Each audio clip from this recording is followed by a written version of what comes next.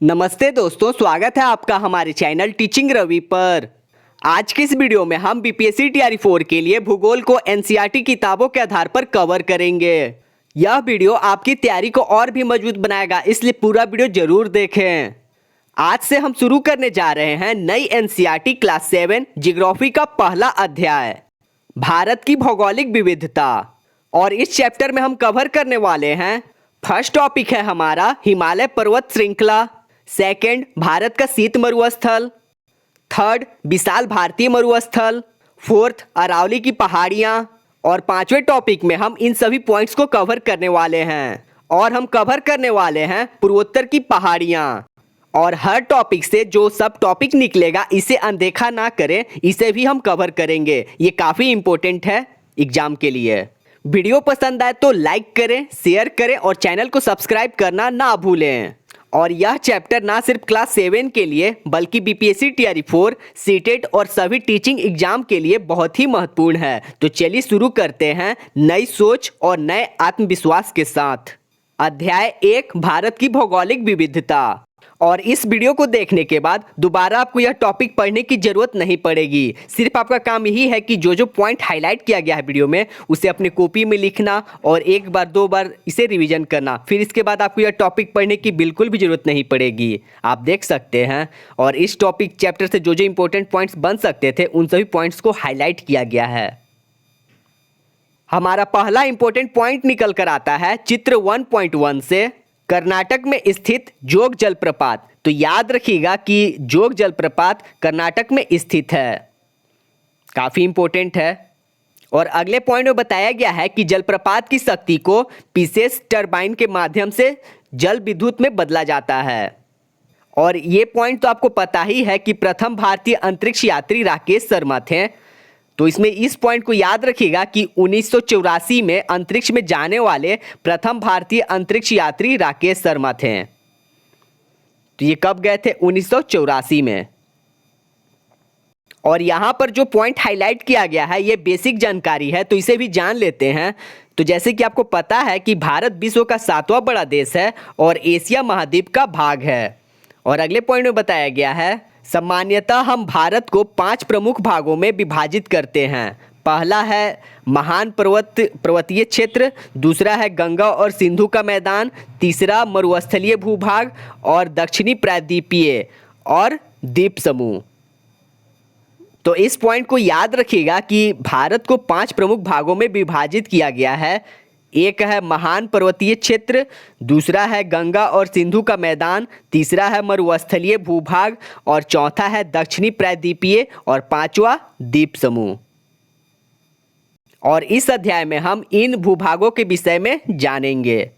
अगला हमारा बेसिक जानकारी है। और ऐसे जो प्रश्न बनते हैं ये कथन वाले बनते हैं और ज़्यादातर सीटेट के एग्जाम में बनते हैं।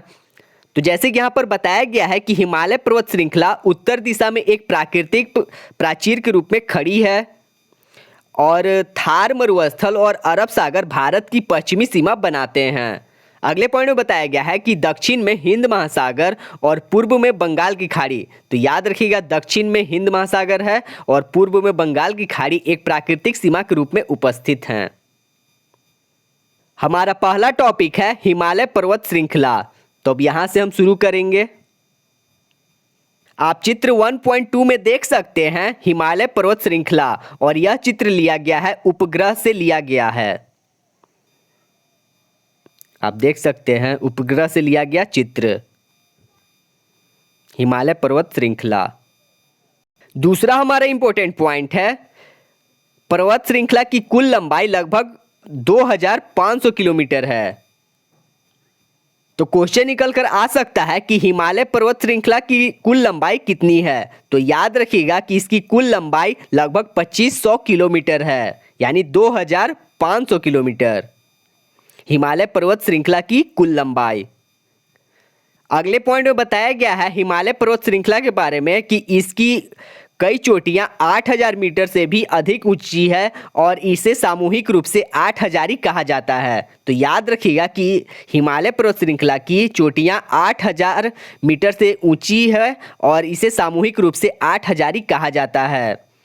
अगले पॉइंट में बताया गया है कि यह पर्वत श्रृंखला एशिया के 6 देशों भारत, नेपाल, भूटान, चीन, पाकिस्तान और अफगानिस्तान में फैली हुई है।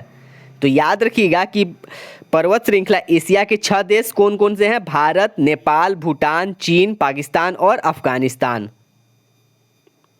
यह श्रृंखला फैली हुई है इन 6 देशों में। और ये वाला पॉइंट इंपॉर्टेंट है, याद रखिएगा हिमालय पर्वत श्रृंखला को एशिया का जल शिखर भी कहा जाता है। तो क्वेश्चन निकल कर आ सकता है कि एशिया का जल शिखर किसे कहा जाता है? तो इसका आंसर हो जाएगा हिमालय पर्वत श्रृंखला को एशिया का जल शिखर कहा जाता है। और हमारा पहला इंपॉर्टेंट पॉइंट निकल कर आता है इसे अनदेखा ना करे से। तो आपको ये भी बताया गया था। तो याद रखिएगा कि भागीरथी नदी गंगा की एक प्रमुख सहायक नदी है जो उत्तराखंड में गोखुर यानी गोमुख गाय की मुंह से निकलती है। तो क्वेश्चन निकल कर आ सकता है कि भागीरथी नदी गंगा की एक प्रमुख सहायक नदी है, तो यह कहाँ से निकलती है? तो इसका आंसर हो जाएगा उत्तराखंड में गोमुख से निकलती है। याद रखिएगा उत्तराखंड में गोमुख से निकलती है भागीरथी नदी और यह गंगा की प्रमुख सहायक नदी है। आप चित्र 1.3 में देख सकते हैं गोमुख, जो गाय के मुख जैसा होता है। अगले इसे अनदेखा ना करे में जानकारी दिया गया है हिमालय शब्द संस्कृत के 2 शब्दों हिम जिसका अर्थ होता है बर्फ और आलय का अर्थ होता है निवास, तो यानी कि गृह से मिलकर बना है जिसका अर्थ है कि बर्फ का घर। तो याद रखिएगा कि हिमालय शब्द संस्कृत के 2 शब्दों हिम यानी अर्थात बर्फ और आलय अर्थात निवास या गृह से मिलकर बना है और जिसका अर्थ होता है बर्फ का घर। ये इंपॉर्टेंट नहीं है, ये सिर्फ बेसिक जानकारी दे रहा। अगले पॉइंट में बताया गया है कि हिमालय को 3 प्रमुख श्रेणियों में वर्गीकृत किया गया है। पहला है हिमाद्री, दूसरा है हिमाचल और तीसरा है शिवालिक पहाड़ी यानी बाह्य हिमालय। तो अब इसे हम विस्तार से समझते हैं। तो फर्स्ट है हिमाद्री जिसे बृहद हिमालय कहते हैं। तो इसमें बताया गया है कि पर्वत श्रृंखला सर्वाधिक ऊंची और सर्वाधिक विकट है, जहां माउंट एवरेस्ट और कंचनजंगा जैसे गगनचुंबी पर्वत शिखर स्थित है और यह क्षेत्र संपूर्ण वर्ष हिमाच्छादित रहता है यानी बर्फ से ढका रहता है और यहाँ जीवन अत्यंत कठिन है और यहाँ मानव बस्तियाँ अधिक नहीं है। तो इसको सिर्फ बेसिक जानकारी की याद रखिएगा कि हिमाद्री यानी बृहद हिमालय है जो सर्वाधिक ऊंची और गगनचुंबी पर्वत श्रृंखल स्थित है और माउंट एवरेस्ट और कंचनजंगा जैसे गगनचुंबी पर्वत इसमें स्थित हैं शिखर। सेकेंड है हिमाचल यानी जिसे लघु हिमालय कहते हैं। तो बृहद हिमालय के दक्षिण में स्थित है। याद रखिएगा कि हिमाचल यानी लघु हिमालय बृहद हिमालय के दक्षिण में स्थित है और इसकी जलवायु समशीतोष्ण है जो समृद्ध जैव विविधता और मानव निवास के लिए उपयुक्त है। तो इस पॉइंट को याद रखिएगा कि यह लघु हिमालय यानी हिमाचल मानव बस्ती के लिए उपयुक्त है और नैनीताल और मसूरी जो उत्तराखंड, दार्जिलिंग पश्चिम बंगाल, शिमला हिमाचल प्रदेश जैसे लोकप्रिय पर्वतीय पर्यटन स्थल इसी क्षेत्र में स्थित हैं। तो ये कथन वाले प्रश्न भी बन सकते हैं। अगले पॉइंट में बताया गया है शिवालिक पहाड़ियाँ जिसे बाह्य हिमालय कहते हैं। तो हिमालय की सबसे निचली श्रृंखला। तो याद रखिएगा शिवालिक पहाड़ियाँ जो है हिमालय की सबसे निचली श्रृंखला है और जिसमें घुमावदार पहाड़ियाँ घने जंगल सम्मिलित हैं और ये गिरिपाद यानी वन जीवों से समृद्ध है जो हिमालय और गंगा के मैदानों जिसे उत्तरी मैदान भी कहते हैं के बीच संक्रमण क्षेत्र के रूप में कार्य करती है। अगला हमारा पॉइंट निकल कर आता है, ये इसे अनदेखा ना करें, यह हमारा तीसरा है। तो इसे बताया गया है कि पश्चिमी हिमालयी क्षेत्र में पारंपरिक गृह निर्माण की बत्ती को काठकुनी अथवा धज्जी देवरी शैली के रूप में जाना जाता है। तो याद रखिएगा प्रश्न निकल कर आ सकता है कि पश्चिमी हिमालयी क्षेत्र में पारंपरिक गृह निर्माण की बत्ती को किस शैली के रूप में जाना जाता है? तो इसका आंसर हो जाएगा काठकुनी यानी धज्जी देवरी शैली के रूप में जाना जाता है। तो ये भी प्रश्न बन सकता है, तो इसे एक बार फिर से रिपीट कर दिया जा रहा। तो याद रखिएगा कि पश्चिमी हिमालयी क्षेत्र में पारंपरिक गृह निर्माण की पत्ती को काठकुनी या धज्जी देवरी शैली के रूप में जाना जाता है। और इसमें क्या होता है कि स्थानीय रूप से उपलब्ध पत्थर लकड़ी के संयोजन का उपयोग किया जाता है और न केवल घर को गर्म रखता है बल्कि हल्के भूकंप की स्थिति में क्षति से भी बचाता है। आप चित्र 1.6 में देख सकते हैं हिमाचल प्रदेश में काठ कुन्नी घर, तो इसे भी याद रखिएगा, काफ़ी इम्पोर्टेंट है। पश्चिमी हिमालय क्षेत्र में पारंपरिक गृह निर्माण की पद्धति को काठ कुन्नी और धज्जी देवरी शैली के रूप में जाना जाता है। अगला हमारा पॉइंट निकल कर आता है, इसे अनदेखा ना करे से, ये हमारा चौथा हो गया। तो हिमाचल प्रदेश में स्थित ग्रेट हिमालयन राष्ट्रीय उद्यान में वनस्पति और जीवों की अत्यधिक विविधता पाई जाती है। तो क्वेश्चन निकल कर आ सकता है, इसे ध्यान से सुनिएगा, ग्रेट हिमालयन राष्ट्रीय उद्यान कहाँ स्थित है? तो इसका आंसर हो जाएगा ग्रेट हिमालयन राष्ट्रीय उद्यान हिमाचल प्रदेश में स्थित है। और यह क्यों प्रसिद्ध है? क्योंकि यहाँ पर वनस्पतियों और जीवों की अधिक विविधता पाई जाती है। तो इस पॉइंट को याद रखिएगा कि हिमाचल प्रदेश में स्थित है ग्रेट हिमालयन राष्ट्रीय उद्यान। क्वेश्चन निकल कर आ सकता है कि ग्रेट हिमालयन राष्ट्रीय उद्यान कहाँ स्थित है, तो हिमाचल प्रदेश में। आप चित्र 1.7.1 में देख सकते हैं ग्रेट हिमालयन राष्ट्रीय उद्यान संरक्षण क्षेत्र। तो एक बार इसे देख लेते हैं। ग्रेट हिमालयन राष्ट्रीय उद्यान संरक्षण क्षेत्र है ये। तो यहाँ से शुरू है, फर्स्ट, सेकेंड, थर्ड फोटो है, फोर्थ, 5, 6, 7। बहुत ही सुंदर राष्ट्रीय उद्यान क्षेत्र है। अगला टॉपिक है हमारा भारत का शीत मरुस्थल। तो जैसे कि शुरुआत में यहाँ बेसिक बताया गया है कि मरुस्थल सब सुनते ही मन में उष्ण प्रदेश की छवि उभरती है और मरुस्थल शीत भी होते हैं और भारत में भी एक ऐसा शीत मरुस्थल है। तो याद रखिएगा कि मरुस्थल शीत भी होते हैं और भारत में भी एक ऐसा शीत मरुस्थल है। लद्दाख एक शीत मरुस्थल है जहाँ सर्दियों में तापमान -30 डिग्री सेल्सियस से नीचे चला जाता है। तो याद रखिएगा कि लद्दाख एक शीत मरुस्थल है और यहाँ सर्दियों में तापमान -30 डिग्री सेल्सियस से नीचे चला जाता है। आप चित्र 1.8 में देख सकते हैं लद्दाख की चंद्रभूमि। तो ये लद्दाख की चंद्रभूमि है। तो जैसा कि अभी आपने चित्र में देखा, तो यहाँ की भूमि चंद्रमा की सतह जैसी दिखाई देती है और इसलिए इसे चंद्रभूमि कहा जाता है। तो इस पॉइंट को भी याद रखिएगा कि लद्दाख में जो भूमि है चंद्रमा की सतह जैसी दिखाई देती है और इसे चंद्रभूमि कहते हैं। तो ये भी इम्पोर्टेंट है। अगला हमारा इम्पोर्टेंट पॉइंट निकल कर आता है चित्र 1.10 से। तो जैसे कि यहाँ पर लिखा हुआ है लद्दाख में पैगोंग तसो झील। तो याद रखिएगा कि पैगोंग तसो झील कहाँ पर है, तो ये लद्दाख में है। ये भी इम्पोर्टेंट पॉइंट है, प्रश्न निकल कर आ सकता है कि पैगोंग तसो झील कहाँ स्थित है, तो ये स्थित है लद्दाख में। और यह खारे पानी के कारण अन्य झीलों से भिन्न है और इसमें जल में खारापन आसपास के पहाड़ी क्षेत्र में घुले खनिजों के कारण होता है। तो याद रखिएगा पैगोंग तसो झील, ये पैगोंग तसो झील है जो लद्दाख में स्थित है। अगले पॉइंट में बताया गया है कि लद्दाख हिम तेंदुए, आइबेकस और तिब्बती मृग जैसे अद्वितीय वन जीवों का घर है और लद्दाखी लोग सादा जीवन जीते हैं और यह क्षेत्र अपनी प्राचीन बौद्ध मठों तथा लोसर और हेमिस महोत्सव जैसे कि रंग बिरंगे त्योहारों के लिए प्रसिद्ध है। तो याद रखिएगा कि लद्दाख में प्रचलित बौद्ध मठों और लोसर हेमिस महोत्सव कहाँ मनाया जाता है, तो लद्दाख में मनाया जाता है। याद रखिएगा हेमिस महोत्सव और लोसर महोत्सव लद्दाख में मनाया जाता है और प्राचीन बौद्ध मठों जैसे रंग बिरंगी त्यौहार हैं ये सब।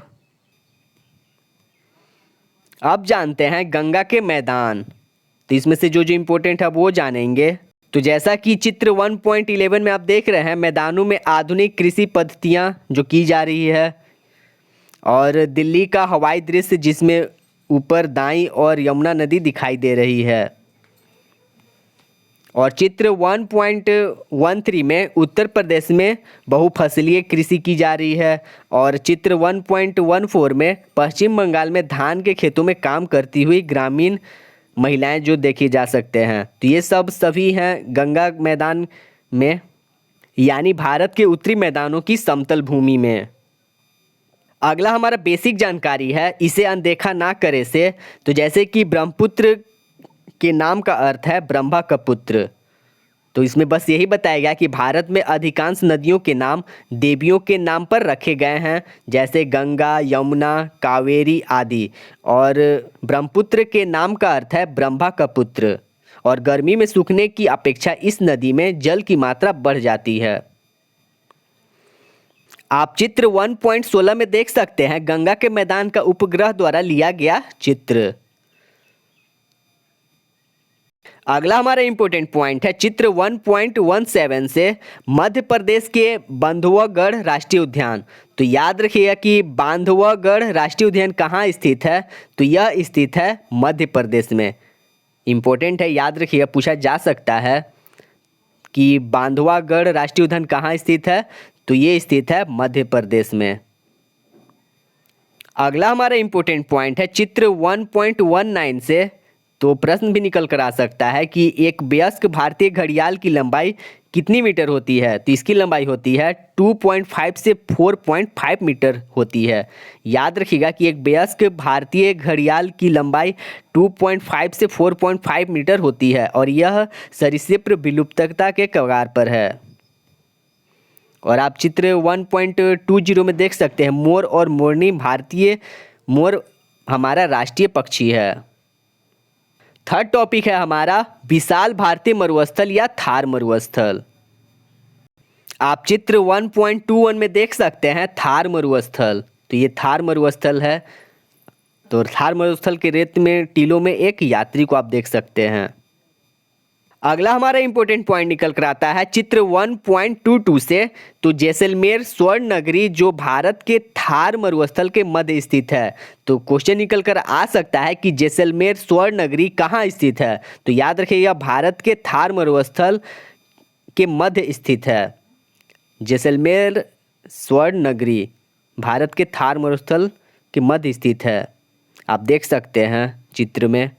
और जैसलमेर किला एक यूनेस्को विश्व धरोहर स्थल है। ये भी याद रखिएगा कि ये दोनों इंपॉर्टेंट पॉइंट है, कथन के तौर पर बन सकता है कि जैसलमेर स्वर्ण नगरी जो भारत के थार मरुस्थल के मध्य स्थित है, फर्स्ट कथन। और दूसरा कथन जैसलमेर किला एक यूनेस्को विश्व धरोहर स्थल है, तो दूसरा। तो क्या कथन ये और दोनों सही हैं? इस टाइप के जो प्रश्न आते हैं उसमें भी पूछा जा सकता है।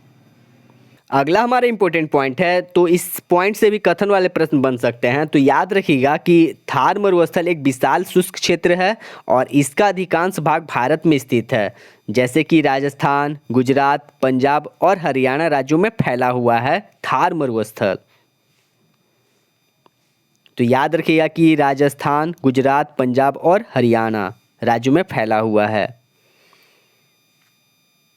और आप चित्र 1.23 में देख सकते हैं पुष्कर मेला में ऊंट विक्रेता थार मरुस्थल की सीमा पर। अब जानते हैं इसे अनदेखा ना करे में क्या जानकारी दिया गया है। तो जैसे कि आप चित्र 1.24 में देख सकते हैं घर से दूर जल स्रोतों से जल लाती हुई महिलाएं और एक ग्राम में वर्षा जल संचयन की संरचना। तो जैसे कि यहाँ पर हाईलाइट किया गया है कि मरुस्थल में जल का अभाव होता है और महिलाओं को प्रायः अपने परिवार के लिए जल लाने हेतु प्रतिदिन लंबी दूरी तय करनी पड़ती है, और जिसके कारण बर्तनों को स्वच्छ रख करने के लिए पारंपरिक विधि यह है कि इसे रेत से तब तक रगड़ा जाए जब तक यह साफ ना हो जाए।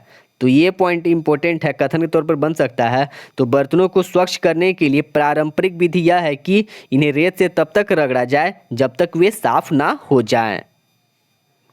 सब टॉपिक हमारे ये है अरावली की पहाड़ियाँ। तो जैसे कि यहाँ पर हाईलाइट किया गया है कि अरावली पर्वत श्रृंखला विश्व की सबसे प्राचीन पर्वत श्रृंखलाओं में से एक है, जो लगभग 2.5 अरब वर्ष पुरानी है। तो याद रखिए यह पर्वतमाला अनेक चोटियों और पहाड़ियां हैं इसमें मिली हुई, और इसकी सबसे ऊंची चोटी माउंट आबू की ऊंचाई 1722 मीटर है, लेकिन इसकी अधिकांश पहाड़ियां 300 से 900 मीटर तक ऊंची है। तो इस पॉइंट को याद रखिए, काफ़ी इंपॉर्टेंट है। तो क्वेश्चन निकल कर आ सकता है कि अरावली पर्वत श्रृंखला की सबसे ऊंची चोटी कौन सी है, तो इसका आंसर हो जाएगा माउंट आबू, और इसकी ऊंचाई कितनी है 1722 मीटर यानी 1722 मीटर। याद रखिएगा इस पॉइंट को भी।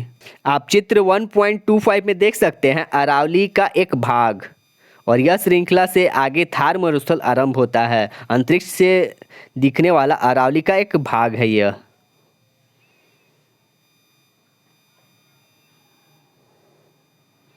अगले पॉइंट में बताया गया, ये बेसिक जानकारी है। तो अरावली पर्वत श्रृंखला उत्तर पश्चिम भारत के भूभाग और जलवायु को आकार देने में महत्वपूर्ण भूमिका निभाती है, और यह एक प्राकृतिक प्राचीर के रूप में मरुस्थल का पूर्व की ओर विस्तार होने से रोकती है।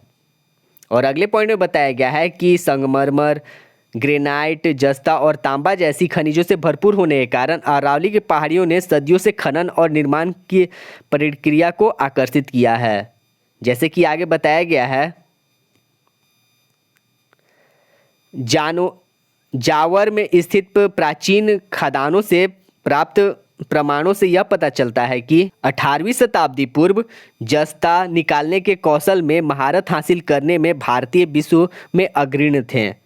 तो ये सिर्फ बेसिक है। जावर में स्थित प्राचीन खदानों से प्राप्त प्रमाणों से पता चलता है कि 18वीं शताब्दी पूर्व जस्ता निकालने के कौशल में महारत हासिल करने में भारत विश्व में अग्रणी थे। तो ये सिर्फ बेसिक था। अगला हमारा सब टॉपिक है प्रायद्वीपीय पठार। प्रायद्वीपीय पठार, तो सबसे पहले जानते हैं प्रायद्वीप को क्या होता है। तो जैसे कि यहाँ पर हाईलाइट किया गया है कि प्रायद्वीप वह भूभाग है जो तीन ओर से जल से घिरा होता है। तो याद रखिएगा कि प्रायद्वीप वह भूभाग होता है जो तीन ओर से जल से घिरा होता है। तीनों ओर से जल से घिरा हुआ प्रायद्वीप है।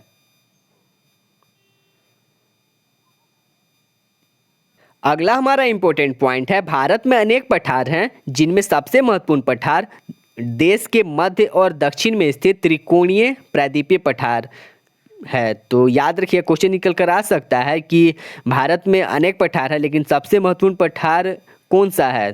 तो ये पठार है मध्य और दक्षिण में स्थित त्रिकोणीय प्रायद्वीपीय क्षेत्र। अगले पॉइंट में बताया गया है कि यह बहुत पुरानी भूमि संरचना भी है और यह क्षेत्र प्रायद्वीप कहलाता है क्योंकि यह तीनों ओर से अरब सागर, बंगाल की खाड़ी और हिंद महासागर के जल से घिरा हुआ है। तो जैसे कि आपको बताया गया कि प्रायद्वीप क्या होता है कि तीनों ओर से जल से घिरा हुआ द्वीप। तो जैसे कि यहाँ पर बताया गया है कि यह कौन कौन से जलों से घिरा हुआ है, तो अरब सागर, बंगाल की खाड़ी और हिंद महासागर द्वारा जल से घिरा हुआ है और इसे प्रायद्वीपीय पठार कहा जाता है। अगले पॉइंट में बताया गया है कि यह पठार दो पर्वत श्रृंखलाओं, याद रखिएगा कि प्रायद्वीपीय पठार दो पर्वत श्रृंखलाओं जिसमें पश्चिम घाट और पूर्वी घाट से घिरा हुआ है और पश्चिम घाट अधिक ऊंचे और प्राचीन की भांति पश्चिमी तट के साथ फैले हुए हैं और यहाँ कई सुंदर झरने जो मानसून के मौसम में इसकी खाड़ी ढालों पर बहते हैं। अगला इंपॉर्टेंट पॉइंट निकल कर आता है, इसे अनदेखा ना करे से। तो ये पॉइंट इंपॉर्टेंट है। तो जैसे कि बताया गया है कि प्राचीन घाट के उत्तरी भाग को सह्याद्री पहाड़ियों के नाम से जाना जाता है। तो क्वेश्चन निकल कर आ सकता है कि प्राचीन घाट के उत्तरी भाग को किस पहाड़ी के नाम से जाना जाता है। तो ये जाना जाता है सह्याद्री पहाड़ियों के नाम से।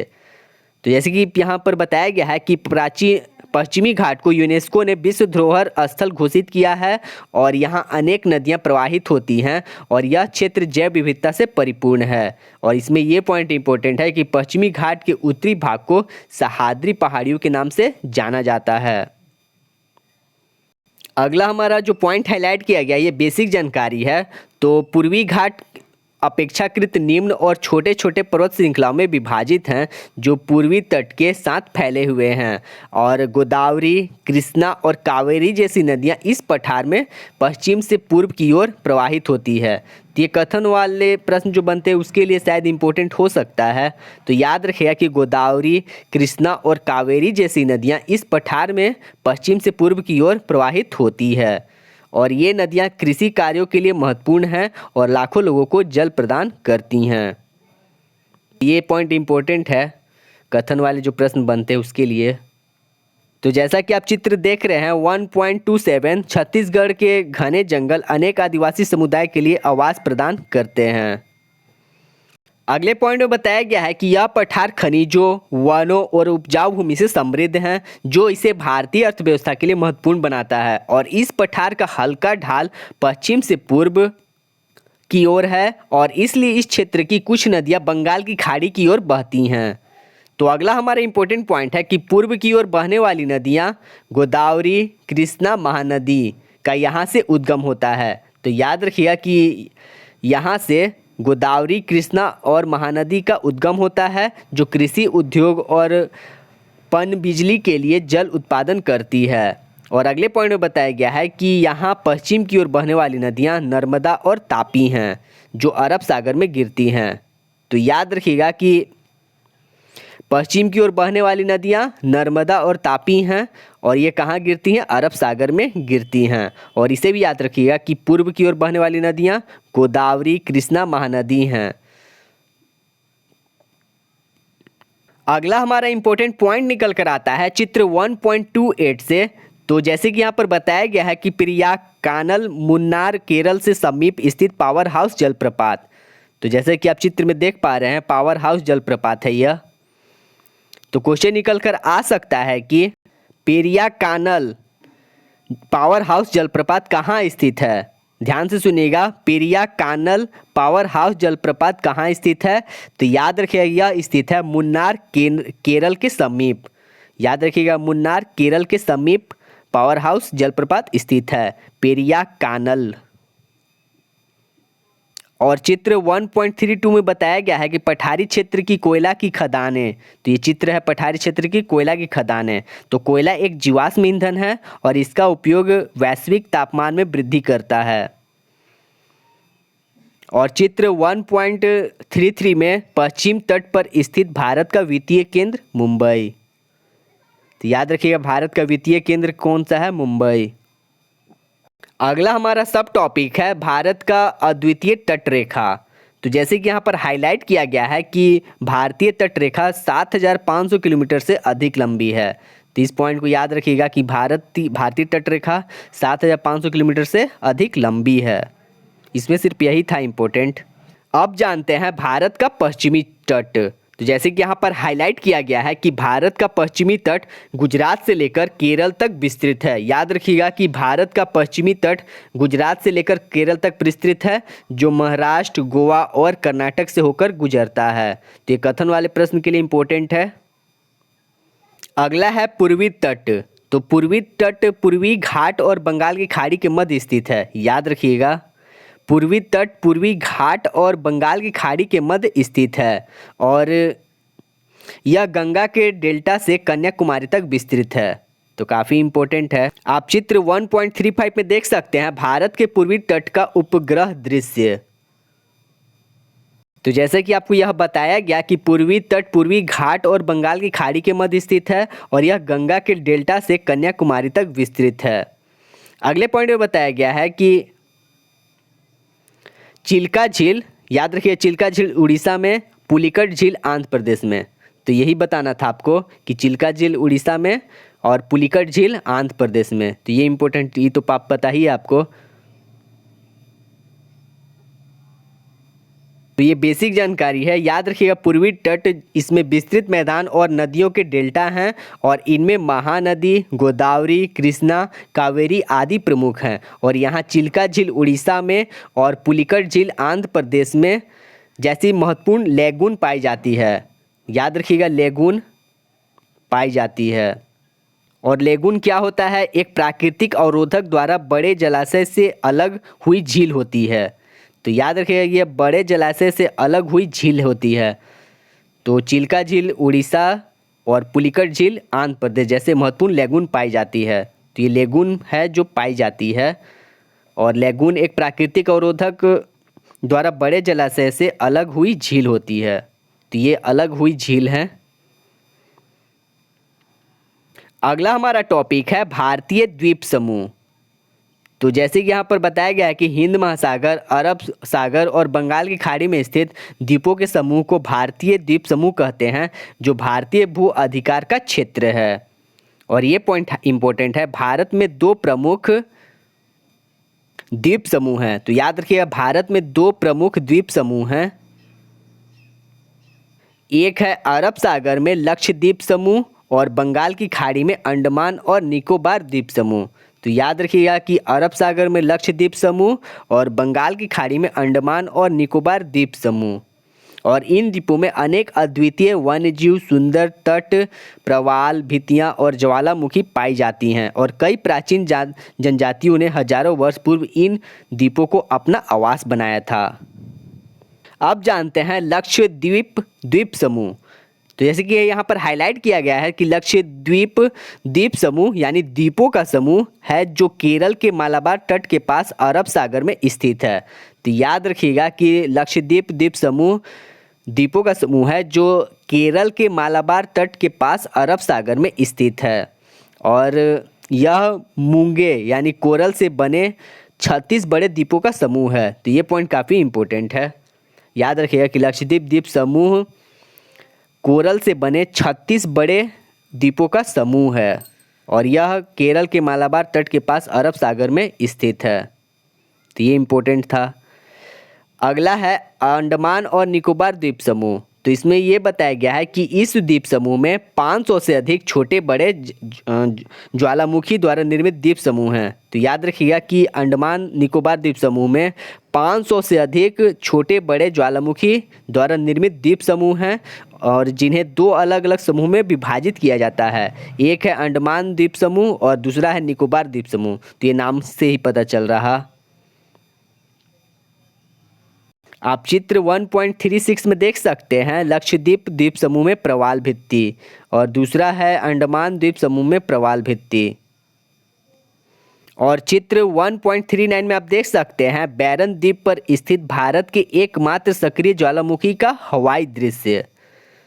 तो ये हवाई दृश्य है। अगले पॉइंट में बताया गया है कि यह द्वीप समूह भारत की निगरानी चौकियों की तरह है जो समुद्र पर निगरानी रखते हैं।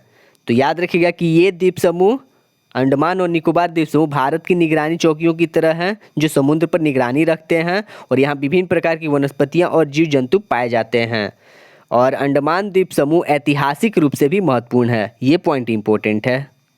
तो इस पॉइंट को याद रखिएगा कि अंडमान द्वीप समूह ऐतिहासिक रूप से महत्वपूर्ण है। क्यों महत्वपूर्ण है? क्योंकि हमारे अनेक स्वतंत्रता संग्राम सेनानियों को यहाँ सबसे कठोर परिस्थितियों में सेल्यूलर जेल नामक कारावास में रखा गया था।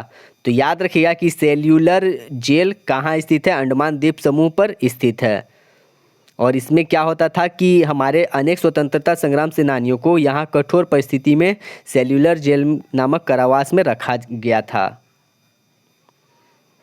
अगला हमारा इंपॉर्टेंट पॉइंट निकल कर आता है, इसे अनदेखा ना करे से। तो अंडमान और निकोबार द्वीप समूह में बैरन द्वीप भारत का एकमात्र सक्रिय ज्वालामुखी है।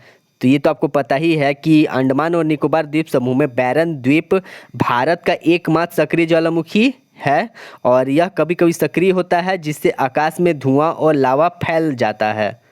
तो याद रखिएगा कि भारत का एकमात्र सक्रिय ज्वालामुखी अंडमान और निकोबार द्वीप समूह में बैरन द्वीप है। काफ़ी इम्पोर्टेंट है। अगला हमारा टॉपिक है पश्चिम बंगाल और सुंदरवन डेल्टा। तो इसमें जो जो इम्पोर्टेंट है अब वो जानेंगे। आप चित्र 1.40 में देख सकते हैं पश्चिम बंगाल के सुंदरवन डेल्टा में मैंग्रोव। तो जैसे कि यहाँ पर हाईलाइट किया गया है कि सुंदरवन गंगा, ब्रह्मपुत्र और उसकी सहायक नदियों के डेल्टा में स्थित है और इस डेल्टा में नदी, सागर और भूमि का अद्वितीय सम्मिश्रण है और इसका लगभग आधा भाग भारत में और शेष भाग बांग्लादेश में है। तो याद रखिएगा कि इसका आधा भाग भारत में और शेष भाग बांग्लादेश में है और यह सुंदरवन रॉयल बंगाल टाइगर सहित अनेक जीवों के लिए प्रसिद्ध है। और इसे भी याद रखिएगा कि यह एक यूनेस्को धरोहर स्थल भी है। अगला हमारा इंपॉर्टेंट पॉइंट निकल कर आता है चित्र 1.41 से। तो पहले चित्र 1.41 को देख लेते हैं, उसके बाद इसमें जो जानकारी दिया उसे जानेंगे। तो जैसा कि आप चित्र देख रहे हैं, तो जैसा कि यहाँ पर बताया गया है कि सेवर सिस्टर जलप्रपात मेघालय। तो याद रखिएगा कि सेवर सिस्टर जलप्रपात कहाँ है? मेघालय में है।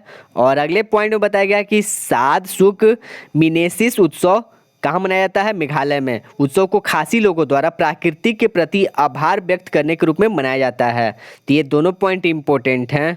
याद रखिएगा कि सेवर सिस्टर जलप्रपात मेघालय में है और सातसुक मेनिसिम उत्सव ये कहाँ मनाया जाता है? तो ये मनाया जाता है मेघालय में। और इस उत्सव जो खास लोगों द्वारा प्रकृति के प्रति आभार व्यक्त करने के लिए मनाया जाता है। और जीवित जड़ों से बना पुल ग्रियाट गांव के समीप चेरापूंजी मेघालय। तो इससे प्रश्न निकल कर आ सकता है कि सातसुक मेनिसिस उत्सव जो खासी लोगों द्वारा प्रकृति के प्रति आभार के रूप में मनाया जाता है, तो ये कहाँ मनाया जाता है? तो ये मनाया जाता है मेघालय में। अगला टॉपिक है पूर्वोत्तर की पहाड़ियाँ। तो इसमें से जो इम्पोर्टेंट है अब वो जानेंगे। तो जैसे कि यहाँ पर बताया गया है कि मेघालय पर्वत की ये पहाड़ियाँ अपनी हरियाली, भारी वर्षा और लुभावने जलप्रपात के लिए जानी जाती है और यह विश्व के सर्वाधिक वर्षा वाले क्षेत्रों में से एक है, जो इसे जंगल, अद्वितीय वन जीवों और उपजाऊ भूमि से समृद्ध बनाता है। तो इसमें तो कुछ खास इंपॉर्टेंट नहीं है, बेसिक जानकारी है, लेकिन इस पॉइंट को नोट कर लीजिएगा वीवीआई के तौर पर, ये इम्पोर्टेंट है। अगला हमारा इंपॉर्टेंट पॉइंट निकल कर आता है इसे अनदेखा ना करे से। तो जैसे कि यहाँ पर बताया गया है कि मेघालय के पूर्वी खासी पहाड़ियों में स्थित माओलिन नोंगन गांव एशिया का सबसे स्वच्छ गांव के रूप में प्रसिद्ध है। तो क्वेश्चन निकल कर आ सकता है कि एशिया के सबसे स्वच्छ गांव के रूप में प्रसिद्ध कौन सा गांव है? तो ये हो जाएगा माओलिंग नोंग गांव। याद रखिएगा माओलिन लोंगन गांव मेघालय के पूर्वी खासी पहाड़ी में स्थित, याद रखिए मेघालय की पूर्वी खासी पहाड़ी में स्थित है माओलिन नोंगन गांव एशिया के सबसे स्वच्छ गांव के रूप में प्रसिद्ध है। और यह रमणीय गांव अपनी स्वच्छता, बांस के कूड़ेदान, पर्यावरणीय अनुकूलन जीवन शैली के लिए प्रसिद्ध है। और यह गांव अपनी जीवित जड़ों से बने पुलों, लिविंग रूट्स पुल के लिए भी जाना जाता है और जो इस कई वर्षों के दौरान पेड़ों की जड़ों से मिलकर बनाए जाते हैं। तो जैसा कि आप चित्र में देख रहे हैं, तो यही है पूर्वोत्तर की जनजातियों के शिल्प कौशल को प्रदर्शित करता है जीवित जड़ों का एक पुल, लिविंग रूट्स पुल। तो याद रखिएगा लिविंग रूट्स पुल मेघालय में। और ये वाला पॉइंट इंपॉर्टेंट है, एशिया के सबसे स्वच्छ गांवों के रूप में प्रसिद्ध है माओलिन नोंगन गांव। तो इसी पॉइंट के साथ हमारे यह चैप्टर कंप्लीट होता है और उम्मीद करते हैं कि आपको आज का क्लास पसंद आई हो और जो इम्पोर्टेंट था वो आपको बता दिया गया। अगर आप इस पॉइंट में जो हाईलाइट किया गया उसे अपनी कॉपी में लिख लेते हैं तो दोबारा आपको यह टॉपिक पढ़ने की ज़रूरत नहीं पड़ेगी, सिर्फ आपको रिवीजन करना रह जाएगा। और उम्मीद करते हैं कि इसमें आपको नए नए प्रश्न जानने के लिए मिले हों जो एग्ज़ाम के लिए काफ़ी मदद हो सकते हैं। अगर आपको आज का क्लास पसंद आया हो तो वीडियो को लाइक करें, शेयर करें और चैनल को सब्सक्राइब करना ना भूलें। आज का वीडियो देखने के लिए धन्यवाद। आपका दिन शुभ हो। हम मिलेंगे अगले वीडियो में, तब तक के लिए नमस्ते।